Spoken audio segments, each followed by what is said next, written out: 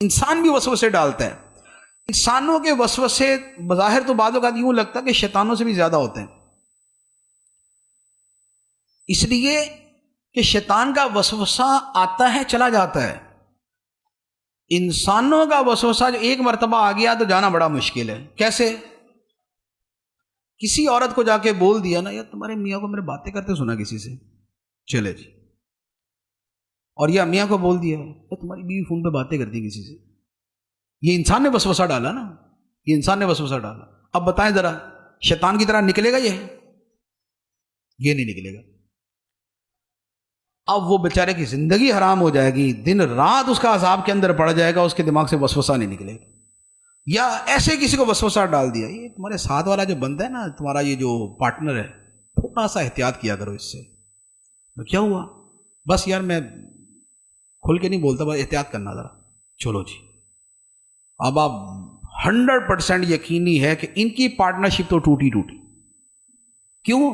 اس لیے کہ اگر جن وسوسہ ڈالتا تو نکل بھی جاتا، اس کا وسوسہ کمزور ہوتا ہے. یہ ڈالا انسان نے، یہ نہیں دل سے نکلے گا. اب ہر شے میں تھوڑا شروع ہو جائے، ہاں یار یہ اس وقت اس نے ایسی بات کہی تھی، اس وقت یہ اس نے کہا تھا، یہ فلاں جگہ یہ بات ہوئی تھی، ہاں کچھ تو ہوا تھا. ٹھیک. اسی طرح یہ ایک دو چار اور بندے ہیں جن کو ہمیشہ ہی وسوسہ ہوتا ہے. ایک داماد ایک بہنوئی ہمیشہ ہی وسوسے میں ہوتے ہیں کہ جو میں گیا تھا تو سب نے جنا کھڑے ہو کے سلوٹ نہیں مارا تھا، تو اس کا مطلب یہ ہوا کہ میری عزت ہی نہیں ہے ان کے دل میں. ٹھیک ہے. اب کسی نے دوسرے نے دماغ میں ڈال دیا، یہ تیری عزت ہی کوئی نہیں، ارے میں جاتا ہوں تو ایسے ہو جاتا ہے، تو گیا کچھ بھی نہیں ہوا. چلو جی. اس کے بعد زندگی ختم. اب یہ وسوسہ نہ ختم ہوا کبھی بھی. وہ بیچارے منتیں کر کر کے تھک جائیں گے کہ ارے اندر سے بولیں گے، بھلے اسے فرعون صفت آدمی، ایسا ہم نے کچھ نہیں کیا تھا، لیکن اس کے دل سے نہیں نکلے گا، اس کے دل میں وسوسہ بیٹھ گیا. یہ ہے انسانوں کے وسوسے. اسی طرح گھروں کے اندر یہ جتنی یہ ساس بہو کی لڑائی ہے، تو یہ شیطان تھوڑی آگے ڈالتا ہے. نہیں، ساس کو بھی پڑوسن نے آگے سمجھایا ہوتا ہے، بہو کو بھی پڑوسن نے آگے سمجھایا ہوتا ہے. یہ ہے من الجنۃ والناس، کہ جنوں اور انسانوں سے وسوسے آتے ہیں. گھر برباد ہو جاتے ہیں، لڑائیاں، تباہیاں، بربادیاں، جدائیاں، دوریاں سب ہو جاتی ہیں. کیوں؟ اس لیے کہ انسانوں کے وسوسے ان کو برباد کر دیتے. اسی سے آگے پھر عقیدے کے معاملات ہیں. کسی بد مذہب کے پاس بیٹھ جائیں گے تو اب ہمیں تو اتنا علم ہوتا نہیں ہے، یعنی ہماری عوام کو. اب اس نے ایسی چھوٹی موٹی بات کر دی، دماغ کے اندر وسوسہ ڈال دیا. پھر اس کے بعد فیس بک ہے، ٹی وی ہے، شوز ہیں، ڈرامے ہیں اور اس طرح کی چیزیں ہیں. اب وہاں پر جو ہے وہ نئے سے نئے جدت پسند، نئے مجتہدین، نئے مسائل نکالنے والے وہ آ کے کچھ بول دیں گے، تو لوگ تو پہلے ہی جو ہے نا وہ چاہ رہے ہوتے ہیں کہ وہ مسئلہ پتہ چلے کہ جو نفس کے قریب ہو. یار پردہ کو اتنا بھی ضروری نہیں ہے، آنکھ کا پردہ ہونا چاہیے، دل کا پردہ ہونا چاہیے. تو بس اس کے بعد پھر یہ نفس کو زیادہ پسند آتا ہے تو پھر اس کے پیچھے لگ جاتے ہیں.